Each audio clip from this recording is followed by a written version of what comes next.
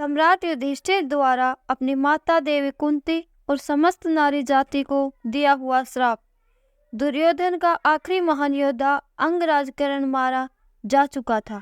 देवी कुंती अपनी आंखों में आंसू लिए कुरुक्षेत्र रण में आ पहुंचती है, जहां रात में अर्जुन, युधिष्ठिर, नकुल, सहदेव और श्री कृष्ण जीवित सैनिकों से मृत सैनिकों के शव उठवा रहे होते हैं। तभी देवी कुंती अंगराज कर्ण के मृतदेह के पास बैठकर विलाप करने लगती हैं। अपनी माता को शत्रु के शव पर विलाप करते देख अर्जुन, युधिष्ठिर, नकुल, सहदेव और भीम देवी कुंती से पूछने लगते हैं कि वह क्यों ऐसा कर रही है। तभी कुंती वर्षों से छुपाया भेद खोल देती है कि कर्ण उन्हीं का ज्येष्ठ पुत्र है। यह बात सुनकर सारे भाई अपनी माता से बहुत क्रोधित हो जाते हैं और इतना बड़ा भेद छुपाने के लिए युधिष्ठिर अपनी माता देवी कुंती और समस्त नारी जाति को यह श्राप दे देते हैं कि आज के पश्चात कोई भी नारी मन में कोई भेद नहीं छुपा पाएगी। भेद छुपाने की नारी जाति की वृत्ति ही नहीं रहेगी। युधिष्ठिर का यह कहना था कि अगर हमें पता होता कि कर्ण हमारा ज्येष्ठ भ्राता है तो हम कदापि उनके प्राण नहीं हरते और उसे को राजा बना देते। पर कृष्ण ने ऐसा होने नहीं दिया, क्योंकि अगर कर्ण को राज्य मिलता तो वह मित्रता का रण उतारने के लिए राज्य दुर्योधन को दे देता और दुर्योधन की विजय यानी अधर्म की धर्म पर विजय, जिसे कभी कृष्ण होने नहीं दे सकते थे। भगवान श्री कृष्ण को देवी गांधारी का दिया हुआ श्राप। कुरुक्षेत्र का युद्ध समाप्त हो चुका था। अधर्म का साथ देने वाले गांधारी के 99 पुत्र और उनका 100वां पुत्र जो युधिष्ठिर के पक्ष में लड़ा था, वह सारे के सारे मृत्यु को प्राप्त हो चुके थे। विजय के बाद अर्जुन, युधिष्ठिर, नकुल, सहदेव, भीम, देवी कुंती तथा श्री कृष्ण हस्तिनापुर आए और धृतराष्ट्र तथा देवी गांधारी से भेंट की। वापस जाते समय श्री कृष्ण देवी गांधारी के कक्ष में आज्ञा लेने जाते हैं। उस समय गांधारी अपने 100 पुत्रों की मृत्यु के शोक में लिप्त होती है।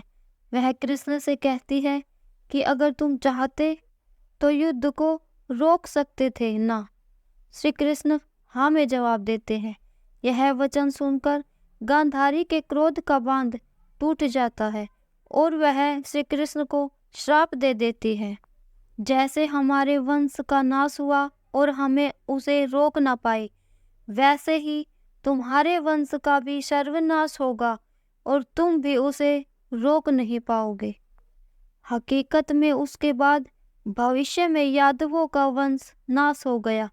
यादव एक दूसरे के साथ भी लड़ मर रहे थे और इस तरह देवी गांधारी का शाप सत्य हुआ था। ब्राह्मण के द्वारा अंगराज कर्ण को दिया हुआ श्राप। एक दिन सूर्यपुत्र कर्ण शिकार खेलने गए थे।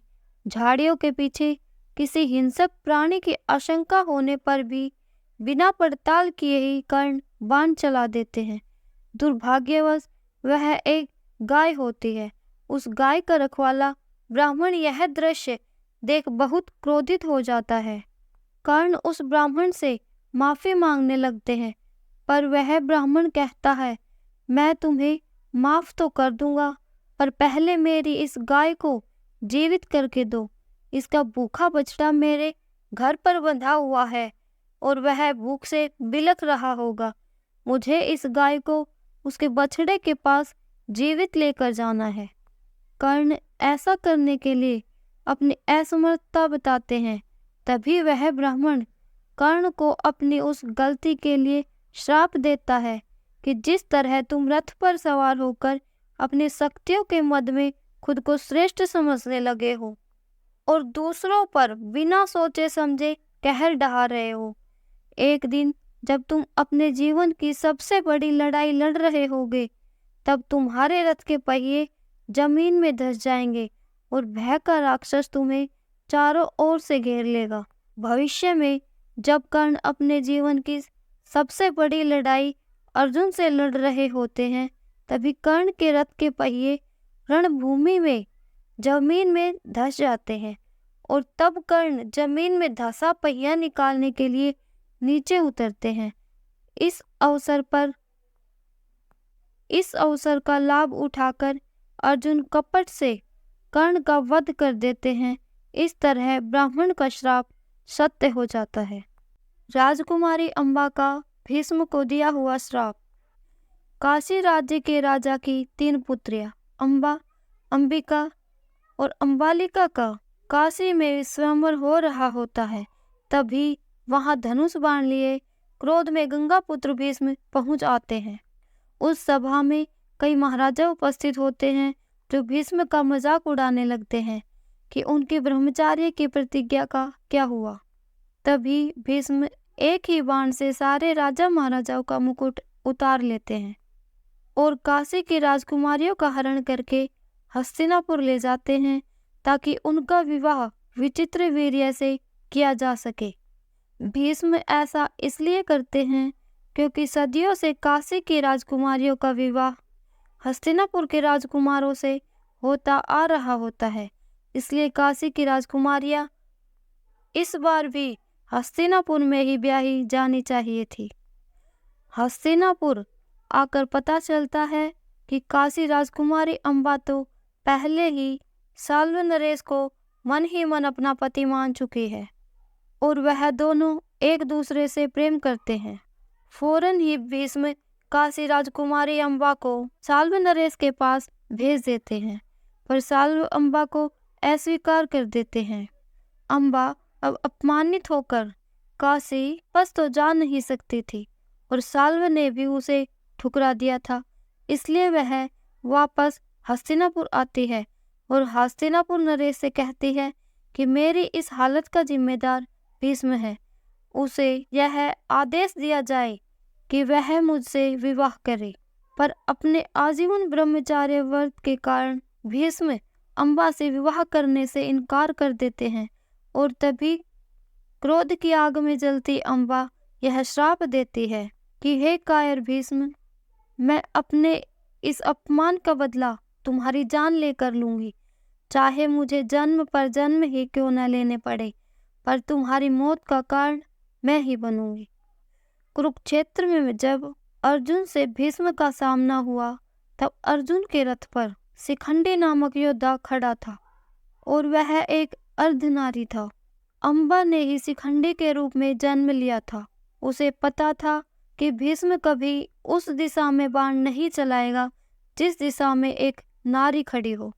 भीष्म ने तुरंत शिखंडी के अंदर छुपी अम्बा को पहचान लिया और तुरंत अपने शस्त्र त्याग दिए। निहत्थे भीष्म पर शिखंडी के पीछे छुपे अर्जुन ने बाणों की वर्षा कर दी और भीष्म बाणों की सैया पर लेट गए। युद्ध के अंत में महान योद्धा भीष्म मृत्यु को प्राप्त हुए। इस तरह अम्बा ने अपना दिया हुआ श्राप सच कर दिया और अपने अपमान का बदला लिया। श्रवण कुमार के अंधे माता पिता और राजा दशरथ का दर्दनाक किस्सा। अपने दृष्टिहीन माता पिता की प्यास बुझाने के लिए जब श्रवण कुमार नदी पर पानी भरने जाते हैं, तभी पास में अयोध्या नगरी के राजा दशरथ जंगल में शिकार खेल रहे होते हैं। दशरथ के पास शब्द वेदी बाण चलाकर शिकार करने की विद्या होती है। श्रवण कुमार नदी पर पहुंचकर जैसे ही पानी भरने लगते हैं, तभी राजा दशरथ को ऐसा लगता है कि नदी पर कोई हिंसक प्राणी जल पीने आया है। वे उसी वक्त बिना देखे शब्दवेदी बाण छोड़ देते हैं। बाण सीधा श्रवण कुमार की छाती भेद जाता है और वो जोर से चीख पड़ते हैं। उनकी आवाज़ सुनकर दशरथ भी नदी की ओर दौड़ पड़ते हैं।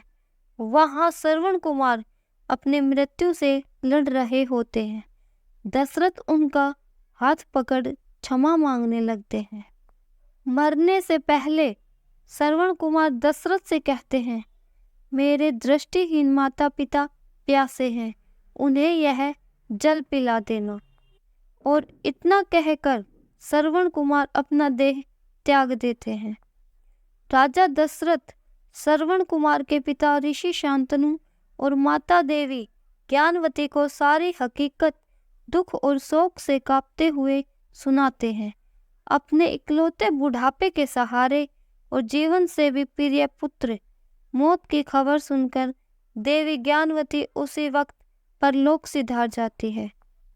श्रवण कुमार के पिता ऋषि शांतनु करुण रुदन करते हुए क्रोधाग्नि में जलने लगते हैं और अपराधी राजा दशरथ को यह श्राप देते हैं, जिस तरह हमारी मौत के समय हमारा इकलौता पुत्र हमारे पास नहीं है, उसी तरह जब तुम देह त्यागोगे तो तुम्हारा कोई भी पुत्र तुम्हारे पास नहीं होगा।